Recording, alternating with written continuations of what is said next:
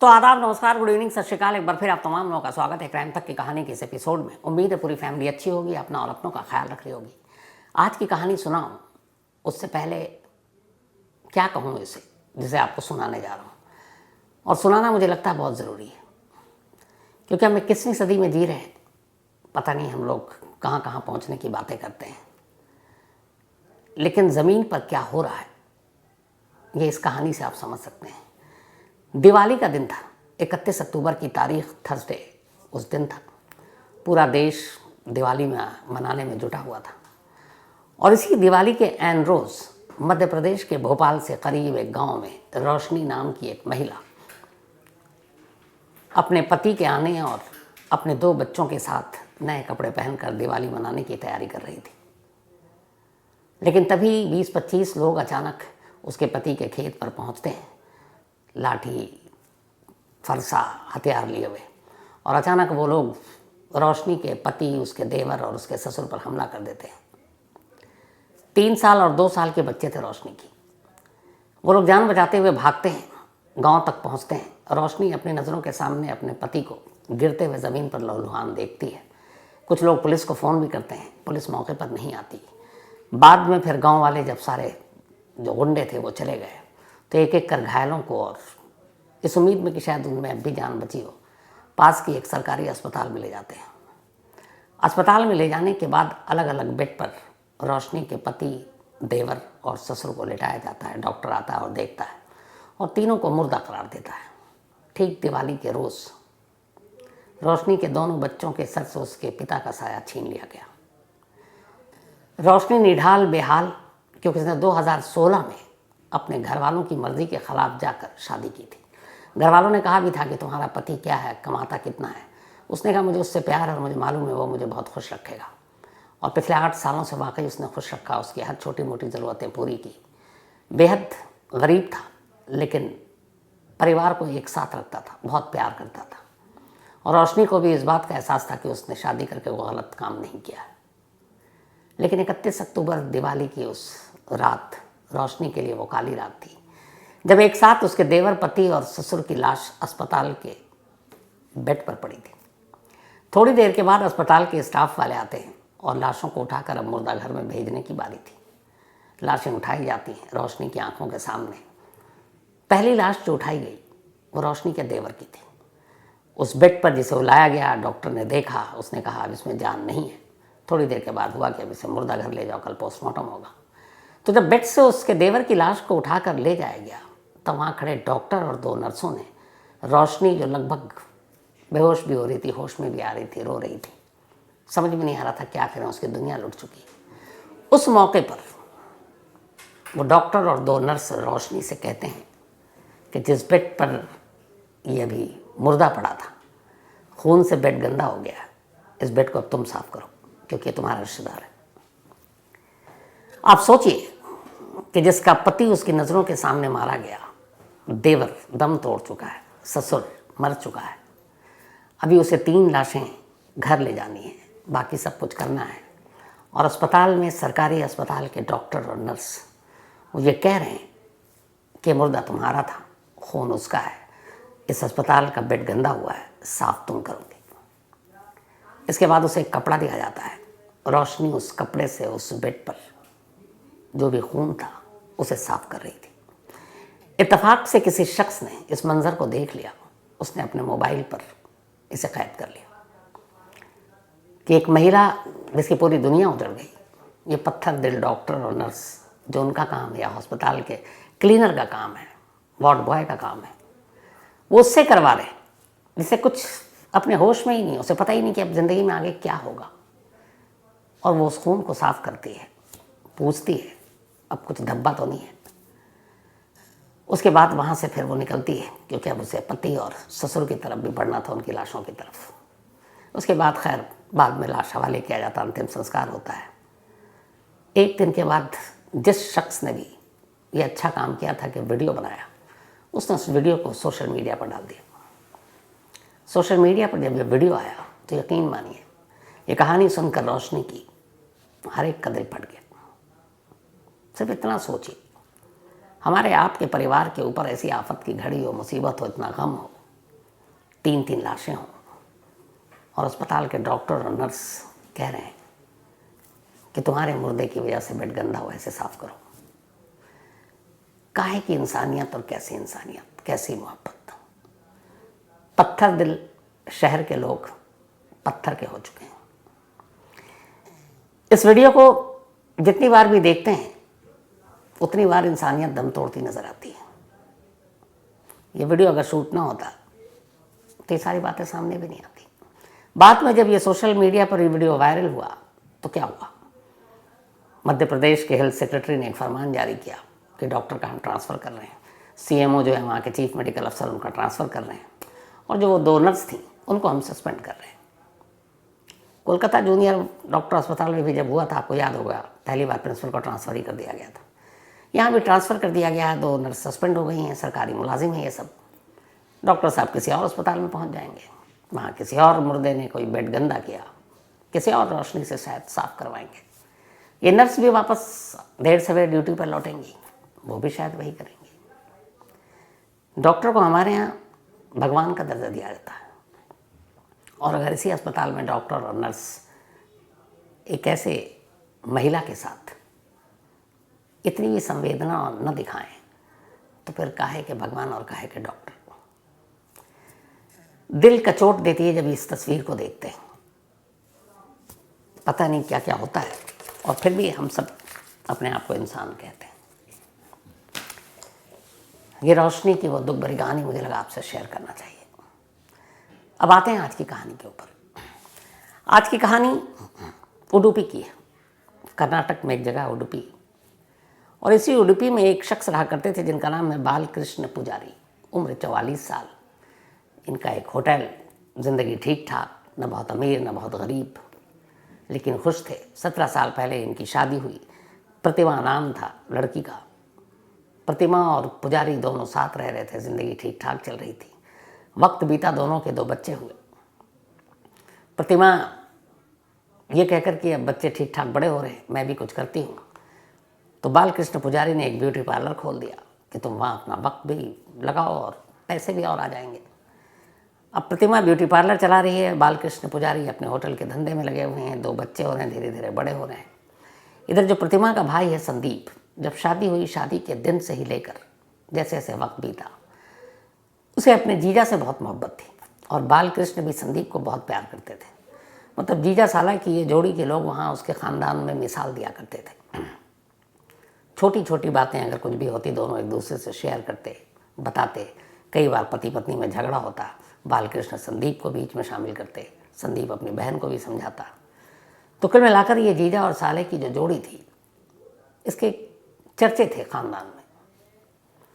धीरे धीरे वक्त बीतता है और सब कुछ ठीक चल रहा था। शादी के 17 साल हो चुके थे। अचानक अभी अगस्त के महीने में, 2-3 महीने पहले जो बीता है, बालकृष्ण की तबीयत थोड़ी बिगड़ने लगती है। उन्हें वॉमिटिंग होती है, फीवर आता है। लोकल डॉक्टर को दिखाते हैं, फिर ठीक होता है, फिर आ जाता है। ये सिलसिला चल रहा था। जब ये लगातार फीवर आने लगा, वॉमिटिंग होने लगी, तो ये हुआ कि किसी अच्छे डॉक्टर को दिखाते हैं। फिर वो बड़े हॉस्पिटल पहुँचे, वहाँ पे फिर एडमिट हुए, तमाम टेस्ट हुआ। शुरू में लगा जॉन्डिस है यानी पीलिया, उसका भी इलाज हुआ, लेकिन कोई सुधार नहीं। डॉक्टर को भी कुछ समझ में नहीं आ रहा। फिर दूसरे डॉक्टर गए, फिर बेंगलुरु गए। एक एक करके 9 अस्पताल छान मारे। 9 बड़े बड़े अस्पताल में पुजारी का इलाज हुआ। हालात सुधरती फिर बिगड़ती। अगस्त से ये सिलसिला चलता रहा, और आखिरकार अक्टूबर का महीना आ गया। अक्टूबर आते आते करीब थोड़ी सी हालत सुधार होने लगी पुजारी की। 19 अक्टूबर को बेंगलुरु में वो एडमिट थे। डॉक्टर ने कहा आप ठीक है, आप इन्हें घर ले जा सकते हैं। तो 19 अक्टूबर को बालकृष्ण पुजारी को उनकी पत्नी प्रतिमा अपने साथ अपने घर ले आए उडुपी। उडुपी में ही एक जगह थी जहाँ ये लोग रहते थे, उसका नाम है करकाला। तो वापस घर ले आए 19 अक्टूबर को।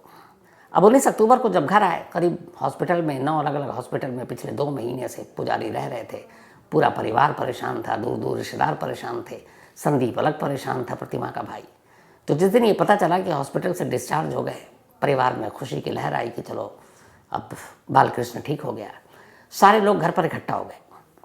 19 अक्टूबर की रात पुजारी अपने घर पहुंचते हैं, प्रतिमा साथ लेकर आती है। घर आने के बाद अब पूरे रिश्तेदारों का जमावड़ा, प्रतिमा के बच्चे भी जो अब तक दूसरे रिश्तेदारों के घर पर उसने छोड़ रखा था वो भी आए, पुजारी के इन लॉज, आंटी, अंकल, ये सब आए, खुद संदीप प्रतिमा का भाई, और सभी खुश थे कि आज पुजारी ठीक हो गया है। ये सब करीब 8 बजे घर पहुंचे थे। अब 8 से लगभग 10, 11, 12 बजने वाला था। अच्छा, जितने भी रिलेटिव रिश्तेदार हैं वो सब आसपास में ही रहते थे, तो उनमें से कुछ का ये था कि पुजारी इतने दिनों बाद आए हैं, इसकी देखभाल के लिए यहाँ घर में रुकते हैं। लेकिन पता नहीं प्रतिमा को क्या हुआ, उसने कहा कि नहीं, अब वो ठीक है, रेस्ट करेंगे, आप लोग परेशान ना हो, आप लोग अपने अपने घर चले जाइएगा, फिर कल आइएगा, यहीं आसपास में तो सब रहते हैं। सभी को लगा कि ठीक है भाई, पुजारी को आराम करने देते हैं। एक एक कर सारे रिश्तेदार चले गए। एक संदीप बच गया, जो प्रतिमा का भाई है और पुजारी का साला, और उसे अपने जीजा की बहुत फिक्र थी। जब वो हॉस्पिटल में थे तब भी वो जाकर देखभाल करता था। तो प्रतिमा ने अब देखा सिर्फ संदीप रह गया। उसने कहा भाई तुम भी अब घर जाओ, कल आ जाना। बोला नहीं, मैं यहीं रहूँगा। उसने कहा मैं तुमसे कह रही हूँ तुम चले जाओ, सब ठीक है, कोई ज़रूरत होगी तो बुला लूँगी, और ये वैसे भी आराम कर रहे हैं, इनको सोने दो, दवा दी है, शायद नींद गहरी आएगी। संदीप जाना नहीं चाहता था, लेकिन प्रतिमा ने फिर भी जिद करके संदीप को उसके घर भेज दिया। ये सब 19 अक्टूबर की रात 12 से पहले हो गया। अब 19 अक्टूबर 12 बजने के बाद 20 अक्टूबर में तब्दील हो चुका है। अब तारीख आ गई 20 अक्टूबर की रात। सारे रिश्तेदार अपने अपने घर जा चुके हैं, रात गहरा चुकी है, सभी अब सो रहे हैं। तभी रात के 1:30 बजे अचानक चुपके से एक शख्स प्रतिमा के घर में दाखिल होता है। प्रतिमा ने दरवाज़ा पहले से खोल रखा था। वो शख्स आता और सीधे जाकर एक बाथरूम में छुप जाता है। थोड़ी देर के बाद प्रतिमा दाएं बाएं आगे पीछे देखती है, घर के बाहर देखती है, कोई है नहीं। फिर वो दरवाज़ा लॉक कर देती है। इसके बाद वो बाथरूम में पहुंचती है, उस अजनबी शख्स को बाहर निकालती है और अपने साथ लेकर उस बेडरूम में ले जाती है जहां बालकृष्ण पुजारी सो रहे थे। वहां ले जाने के बाद अचानक वो अजनबी शख्स एक तकिया उठाता है और ज़ोर से पुजारी के मुंह पर रखकर दबाने लगता है। पुजारी नींद से जागकर विरोध करने की कोशिश, अपने आप को बचाने की कोशिश करते हैं। तब तक पार्वती अचानक उछलती है और अपने पति के सीने पर बैठ जाती है। सीने पर बैठी और पीछे से दोनों पैर हाथ घुमाकर पकड़ती है। अब पुजारी बेबस, सीने पर बीवी बैठी है और एक अजनबी शख्स तकिया से मुंह और नाक दबा रहा है। कुछ मिनट की छटपटाहट के बाद अचानक पुजारी शांत हो जाते हैं। तकिया हटता है, पार्वती सीने से उतरती है, दोनों सांस और नब्ज देखते हैं। दोनों थम चुकी थी। उन्हें यकीन हो गया कि अब उसकी मौत हो गई है। इसके बाद वो अजनबी शख्स चुपचाप घर का दरवाज़ा खोलता है, बाहर निकलता है और चला जाता है। पार्वती दरवाज़ा बंद कर लेती है। तब रात के 2:30 बज रहे थे। आधा घंटा पार्वती जो है सब कुछ कमरे के अंदर देखती है, बिस्तर ठीक करती है, क्योंकि इस हाथापाई में कुछ सिलवटें पड़ी थी। सब कुछ ठीक करने के बाद अब वो फ़ोन की तरफ बढ़ती है और अचानक सबसे पहले अपने इन लॉज को फ़ोन करती है और रोने लगती है कि मैं लगातार पुजारी को उठा रही हूँ और ये कोई रिस्पॉन्स नहीं कर रहे हैं, पता नहीं इन्हें क्या हो गया। इन लॉज परेशान कि अभी तो घर छोड़ कर आए। इसके बाद वो कहती है बाकी आप लोग जल्दी आ जाएं। फिर वो संदीप को फ़ोन करती है, अपने भाई को, क्योंकि उसे पता था कि उसका भाई अपने जीजा को बहुत प्यार करता। कहती पता नहीं तुम्हारे जीजा जी को क्या हुआ, वो हिल डुल नहीं रहे। संदीप भी सुनकर बदहवास। फिर वो एक दो और रिलेटिव को फ़ोन करती है। 4 बजते बजते वो तमाम रिश्तेदार जो रात 11 बजे जबरन भगा दिए गए थे वापस उसी घर में इकट्ठा थे, उसी बेडरूम में, और सामने बिस्तर पर पुजारी बेजान पड़ा था। सब लोग आते हैं, देखते हैं। एक लोकल डॉक्टर को बुलाया जाता है, वो नब्ज टटोलता है, कहता है कोई जान बाकी नहीं है। तो हर एक को यही था कि जो लंबी बीमारी थी, घर आने के बाद उसी बीमारी ने जान ले ली। अब सब ये मान कर बैठ चुके थे। लेकिन तभी संदीप अचानक, चूंकि जीजा को बहुत प्यार करता था, वो बड़े करीब से जाकर अपने जीजा की लाश को देखता है। जब देखता है तो देखता क्या है कि उसके चेहरे पर एक लाल मार्क है, कुछ निशान सा, और एक गले पर निशान है। और चूंकि जब जीजा शाम को उसके आए थे तब ऐसा कोई निशान नहीं था। उसे देखकर कुछ डाउट होता है। वो अपनी बहन को कोने में ले जाता है तमाम रिश्तेदारों से दूर और पूछता है कि जीजा जी के चेहरे पर और गले पे एक अजीब सा मार्क देख रहा हूँ, ये नेचुरल डेथ नहीं है, तुम कहाँ थी, कोई आया था? तो कहती नहीं। तो कहती वो निशान। कहती असल में जब मैं आई कमरे में और मैंने जगाने की कोशिश की, वो हिल डुल नहीं रहे थे बेजान, तो मैं पागल हो गई और मुझे लगा कि ये क्या हो गया, मुझे डर लगा कहीं कुछ हो तो नहीं गया। तो मैंने उठाने के लिए उसी आलम में एक पानी का मेरे हाथ में बोतल था, मैंने पानी का बोतल फेंक के मारा कि शायद कुछ हरकत करे, तो शायद उसी से वो निशान पड़ गया। संदीप ने कहा नहीं, ये वो निशान उसका नहीं है। लेकिन अब बहन बोल रही है, संदीप करे क्या, खामोश। खैर सब लोगों ने देखा। अगले दिन ये हुआ कि अब अंतिम संस्कार करना है, लेकिन संदीप के मन में कुछ था। उसने बहन से तो कहा कि इसका पोस्टमार्टम करा लेते हैं, अगर कुछ हुआ होगा तो पता चलेगा। बहन ने कहा कुछ नहीं है, बीमारी की वजह से मौत गई है और जो निशान है मैंने बोतल फेंक के मारा, शायद उसकी वजह से है, जगाने के लिए। तो फिर संदीप को लगा कुछ गड़बड़ है। अब पोस्टमार्टम या तो पत्नी करवाए या फिर माँ बाप कराएं, कोई तो एक आगे आए। संदीप ने अपने जीजा जी के पिता से बात की, यानी कि पुजारी के फादर से, और उसने कहा कि अंकल मुझे कुछ शक है कि बालकृष्ण पुजारी की मौत नेचुरल नहीं है, एक बार आप इसका पोस्टमार्टम करवाने की इजाज़त दे दीजिए। अब कई लोग पोस्टमार्टम कराने से बचते हैं कि क्या एक मरे हुए इंसान के शरीर के साथ चीड़-फाड़ करना ठीक नहीं होगा, लेकिन पुजारी के पिता पढ़े लिखे थे और संदीप ने बताया कि उसके गर्दन पर उसने चेहरे पर मार्क देखा है। फिर उसने दिखाया तो वो कन्विंस हो गए, उन्होंने कहा ठीक है। इसके बाद वो पोस्टमार्टम के लिए राज़ी हो गए। अब अगले दिन पोस्टमार्टम हो गया। पोस्टमार्टम के बाद डेड बॉडी हवाले कर दी गई। परिवार वालों ने पुजारी का अंतिम संस्कार कर दिया। 3 दिन बीत चुके थे। 20 अक्टूबर की बात थी, 23 अक्टूबर आ चुका था। 23 अक्टूबर को अचानक संदीप अपनी बहन से कहता है कि बहन तुम सच बताओ, ये मौत हुई कैसे, कोई आया था क्या? बहन फिर मना करती है। तब संदीप उसे एक नाम लेता और कहता है कि देखो, मैं और तुम्हारे पति यानी मेरे जीजा इस सच्चाई को अच्छे से जानते थे कि 28 साल का एक नौजवान, एक लड़का जिसका नाम दिलीप हेगड़े है, उसके साथ तुम्हारा रिश्ता था। ये सुनते ही बहन चौंकती है, दिलीप हेगड़े? तो उसने कहा क्या दिलीप हेगड़े 19 अक्टूबर की रात तुम्हारे घर आया था? वो कहती है ऐसा कुछ नहीं है, पर उसने कहा मुझे जीजा जी ने बहुत पहले बता रखा था कि देखो तुम्हारी एक जो बहन है उसका एक 28 साल का नौजवान लड़का है।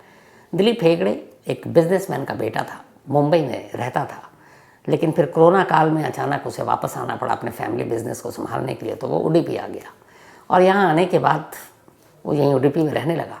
और इत्तेफाक से इंस्टाग्राम के थ्रू दिलीप की मुलाकात प्रतिमा से हुई और फिर दोनों इंस्टाग्राम के थ्रू दोस्त बन गए। दोस्त बनने के बाद चूँकि एक ही शहर में थे, दोनों मिलने जुलने लगे। एक बार पुजारी ने देख भी लिया, उसने समझाया, प्रतिमा नहीं मानी। फिर बालकृष्ण पुजारी ने अपने साले को, जिससे वो बहुत प्यार करता था, संदीप, उसको बताया कि ऐसी ऐसी बात है। संदीप ने भी उसको समझाया। तब प्रतिमा ने कहा ठीक है मैं नहीं मिलूँगी। लेकिन अब यहाँ सिचुएशन दूसरा था। गले पर निशान, चेहरे पर मार्क, वो देखकर संदीप को डाउट हो चुका था, पोस्टमार्टम हो चुका था। उसने फिर बहन से पूछा कि देखो बता दो, क्योंकि पोस्टमार्टम रिपोर्ट में अगर कुछ गड़बड़ निकला तो फिर तुम गई और मैं अपने जीजा के कातिल को बख्शूंगा नहीं।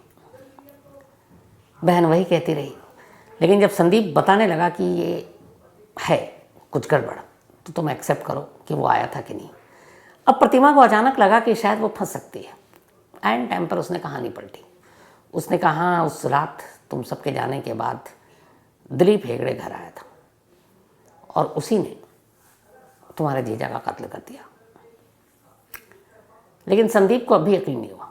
उसे लगा उसकी बहन झूठ बोल रही है, दिलीप अकेले ये सब नहीं करेगा, कहीं ना कहीं इसकी बहन की मर्जी होगी। लेकिन ऐसा भी क्या इश्क कि बहन अपने हाथ से अपना सुहाग उतार दे। उसने पूछताछ शुरू की। उसने कहा देखो अब पोस्टमार्टम रिपोर्ट आने वाला है, अब बता दो सच। तो उसकी बहन ने कहा कि देख तू मुझे बचा ले भाई, मैं तुझे सब सच बता देती हूँ। प्रतिमा को ये लगा कि भाई तो उसी का है संदीप, उसी का साथ देगा, सपोर्ट करेगा। तो उसने कहा मैं तुझे सब सच बताती हूँ, तू मुझे पुलिस और इन चीज़ों से बचा लेना। उसने कहा ठीक है बहन, मैं तुझे बचा लूँगा, तू मुझे लेकिन सच बता दे। तो बहन ने कहा ठीक है, मैं पूरी कहानी बताता हूँ। संदीप ने खामोशी से अपने मोबाइल का रिकॉर्डर जो है ऑन रख लिया। बहन को पता ही नहीं कि ऑडियो रिकॉर्ड हो रहा है। बहन ने कहानी सुनाई, वो पूरी रिकॉर्डिंग में रिकॉर्ड हो गई। इसके बाद उस रिकॉर्डर को लेकर संदीप उसी दिन पुलिस स्टेशन जाता है पास के। वो ऑडियो पुलिस वाले को सुनाता है और अपने जीजा के कत्ल की पूरी कहानी बताता है। पुलिस उस ऑडियो को सुनती है, कहती है ठीक है बस पोस्टमार्टम रिपोर्ट का इंतज़ार करते हैं। तब तक पुलिस की एक टीम हॉस्पिटल जाती है, डॉक्टर से पूछती है प्रिलिमिनरी क्या है रिपोर्ट। तो पता चलता है कि गला घोट कर मारा गया है, मौत की वजह स्ट्रैंगुलेशन है, नेचुरल डेथ नहीं है। ऑडियो रिकॉर्डिंग उधर, इधर पोस्टमार्टम रिपोर्ट, तस्वीर साफ थी। फौरन पुलिस की टीम घर पहुंचती है, पहले प्रतिमा को उठाती है, इसके बाद दिलीप हेगड़े को। दोनों को गिरफ्तार कर लिया जाता है। प्रतिमा को अपने ही पति के कत्ल के इल्ज़ाम में और दिलीप को बालकृष्ण का कत्ल करने के लिए। ये ऑडियो इत्तेफाक से बाद में पुलिस के ज़रिए या किसी और के ज़रिए सोशल मीडिया तक पहुंच गया और सोशल मीडिया पर प्रतिमा का वो कन्फेशन लीक हो गया। जिसने भी सुना वही दंग रह गया। पूरी कहानी कुछ यूँ थी, जो प्रतिमा ने एक्सेप्ट किया कि जब कोरोना काल हुआ और उस कोरोना काल में वक्त काटना मुश्किल था, बहुत सारे लोग ऐसे थे घरों में कैद थे, ब्यूटी पार्लर बंद था और ब्यूटी पार्लर सबसे ज़्यादा अफेक्टेड हुआ था क्योंकि उस वक्त तो दूरी ज़रूरी थी और आप बिना हाथ लगाए मेकअप और बाकी चीज़ें कर नहीं सकते। तो ऐसे वक्त में एक बड़ी आबादी सोशल मीडिया की तरफ कूच कर गई थी और मोबाइल ही उनका साथी था या फिर OTT प्लेटफॉर्म। तो सोशल मीडिया सबसे ज़्यादा यूज़ कोरोना काल में हो रहा था और उसी दौरान में प्रतिमा भी बहुत उसी पर बिजी रहती थी और ऐसी मुलाकात उसकी इंस्टाग्राम पर हुई दिलीप हेगड़े से। दिलीप हेगड़े से बातचीत हुई। दिलीप हेगड़े मुंबई से कोरोना में वापस उडुपी आ गया। अब उडुपी में दोनों छुप छुप कर मिलने लगे। अब दोनों में इश्क हो गया। अब ये था कि प्रतिमा ये चाहती थी कि वो दिलीप से शादी करे, लेकिन पहले पति के ज़िंदा रहते ये मुमकिन नहीं था, तो क्या करे। उसने दिलीप से अपनी ये ख्वाहिश बताई कि मुझे तुमसे शादी करनी है। दिलीप भी प्रतिमा से शादी करने के लिए बेताब। अब क्या करें। तब इन्होंने इधर उधर सोशल मीडिया पर सर्च मारना शुरू किया कि किसी को मारना और शक भी ना हो तो क्या क्या तरीका हो सकता है। बाकायदा उन तरीकों को ढूंढा और फिर ये तय हुआ कि खाने में स्लो पॉइजन मिलाकर बालकृष्ण पुजारी को दिया जाएगा। उस स्लो पॉइजन के ऊपर भी काफ़ी सर्च किया गया। फिर पता चला कि कुछ ऐसे केमिकल्स हैं जो स्टूडेंट्स को प्रैक्टिकल के लिए दिए जाते हैं, जो स्कूल कॉलेजेस में जो लैब होते हैं, लेकिन वो अलग अलग लैब से ख़रीदे जाते हैं और वो लैब वाले हर एक को नहीं देते। वो जो केमिकल है, वो जो पॉइजन है, वो सिर्फ स्टूडेंट्स को देते हैं या कॉलेजेस को देते हैं। तो जब सारी चीज़ों की जानकारी इकट्ठा हासिल कर ली तो एक रोज़ दिलीप हेगड़े उस लैब में पहुंचता है और वहाँ जाकर एक उसी केमिकल का ऑर्डर देता है और अपना फेक स्टूडेंट, वो बताता है मैं मेडिकल का स्टूडेंट हूँ, ये नाम है, पता ओरिजिनल देता है और उसके बाद वो ऑर्डर दे के चला आता है कि पार्सल से घर पे ही आप भेज दीजिएगा। पैसे वैसे दे चुका था। अब आजकल लैब वैब वाले भी इतनी कहाँ होने लगता है, ये सब चीज़ें स्टूडेंट से यूज़ करते हैं, तो ज़्यादा तहकीकात की नहीं, ऑर्डर लिया। जून में उसने ही ऑर्डर दिया था, जुलाई में उसके घर पर पार्सल से ये पॉइजन पहुंच गया। जुलाई एंड में उसने वही जहर प्रतिमा को दे दिया और प्रतिमा से कहा कि इसको हर रोज़ खाने में तुम थोड़ा थोड़ा चावल में उसको राइस में मिलाकर देना। अगस्त से प्रतिमा ने थोड़ा थोड़ा करके बालकृष्ण को देना शुरू किया। कुछ दिन बीता। अब ये वो जहर था जो सीधे लीवर, किडनी, इन सब पर असर करता। पूरे सितंबर के दौरान इतना ज़्यादा मात्रा अब तक किस्तों में दे चुकी थी कि उसने अपना असर दिखाना शुरू किया और फिर उल्टी, फिर फीवर, ये सारी चीज़ें होने लगी। इसके बाद जब तबीयत बिगड़ी तो फिर अलग अलग 9 अस्पतालों में ले जाया गया। जब ये अस्पताल में भर्ती रहा करीब 1.5 से 2 महीने बालकृष्ण पुजारी, तो बहुत सारे रिलेटिव भी आते थे, इन लॉज खुद उसके अपने पुजारी के माँ बाप, तब भी वहाँ देखते थे कि प्रतिमा को ज़्यादा फिक्र नहीं थी। वो हॉस्पिटल में रहती भी तो देखभाल करने की बजाय अपने मोबाइल पे ही लगी रहती। माँ बाप को अजीब भी लगता, लेकिन कुछ कहता नहीं। लेकिन उधर ये भी था कि ये इतना जहर देने के बाद अब तक जिंदा कैसे है। उसे ये था कि नेचुरल डेथ दिखेगी, जो अलग अलग ऑर्गन है फेल हो जाएगा, लेकिन वो हुआ नहीं। और इत्तेफाक से, खुशनसीबी से 19 अक्टूबर को उसकी तबीयत इतनी अच्छी हो गई कि डॉक्टर ने उसको डिस्चार्ज कर दिया। अब प्रतिमा भड़क गई कि ये क्या हुआ। तब उसने फिर 19 अक्टूबर को घर लाती है, और घर लाने से पहले ही दिलीप को फ़ोन करती है और कहती है कि ये वाला प्लान काम नहीं करेगा, अब ज़्यादा इंतज़ार नहीं कर सकते, एक काम करते हैं, अभी हॉस्पिटल से आया है, बीमार है, ताज़ा ताज़ा अभी घर में है, यही लगेगा कि अचानक कुछ करते हैं कि इसी बीमारी की वजह से मौत हो गई है, तो अब जहर से तो मर नहीं रहा, गला घोंट देते हैं। दिलीप भी तैयार। प्लान के तहत सारे रिश्तेदारों को जबरन प्रतिमा ने रात को भेज दिया 19 अक्टूबर को, और 1:30 बजे उसने दिलीप को अपने घर बुलाया। 100 मीटर दूर दिलीप ने अपनी गाड़ी पार्क की, खामोशी से घर में आया, बाथरूम में छिप गया, देखा आसपास में कोई है नहीं, और फिर दिलीप ने तकिए से मुंह दबाया और प्रतिमा अपने पति के सीने पर बैठकर तब तक ये सब कुछ देखती रही जब तक कि उसके पति की सांसें उखड़ नहीं गई। दोनों अब जेल में हैं, लेकिन इस पूरे इलाके में जिसने भी सुना कि एक पत्नी ने अपने पति का कत्ल किया प्रेमी के साथ मिलकर, लेकिन उसके साले ने इस इंसाफ की लड़ाई लड़ी अपनी बहन के खिलाफ जाकर, और आखिरकार दोनों कातिलों को पकड़वा दिया। भाई को पता था कि अब बहन जिंदगी भर जेल में रहेगी, लेकिन फिर भी भाई ने इंसाफ का साथ दिया, और उसकी एक वजह यह भी थी कि वो सचमुच अपने जीजा से बहुत प्यार करता था, और जीजा ने हमेशा अपने ख़ानदान के सामने कई बार ये कहा था कि मेरा साला जेम ऑफ पर्सन, इससे बेहतर इंसान मैंने नहीं देखा, और इसीलिए एक साले ने अपना फ़र्ज़ निभाया। ये भी एक मिसाल है। तो आज की कहानी में इतना ही, लेकिन कहानी ख़त्म करूँ उससे पहले वही अपना सिलसिला। आज भावना प्रजापति जी, इनका जन्मदिन है, तो हैप्पी बर्थडे भावना जी। और ये फूलचंद प्रजापति जी की वाइफ हैं अकील शेख या आकिल शेख, दोनों में से एक नाम सही है, इनका भी आज जन्मदिन है। तो आकिल शेख साहब आपको हैप्पी बर्थडे, या अकील शेख साहब हैप्पी बर्थडे। और ये फरीद शेख एंड फैमिली ने भेजा है। इसके अलावा कुलसुम, इनका भी आज जन्मदिन है, तो हैप्पी बर्थडे कुलसुम, और भेजा है मोहम्मद अखलाक ने। साथ ही अनुरंजन कुमार, इनका भी आज बर्थडे है, तो हैप्पी बर्थडे अनुरंजन, और भेजा है मेहुल कुमार ने। शिल्पी यादव, इनका भी आज बर्थडे है, तो हैप्पी बर्थडे शिल्पी, और ये भेजा है अनिल यादव ने। इसके अलावा डॉक्टर अविनाश कुमार, इनका भी आज बर्थडे है, हैप्पी बर्थडे डॉक्टर अविनाश जी। और ये भेजा है, उनकी बेटियां हैं प्रियंका। तो बहुत बहुत जन्मदिन की बधाई।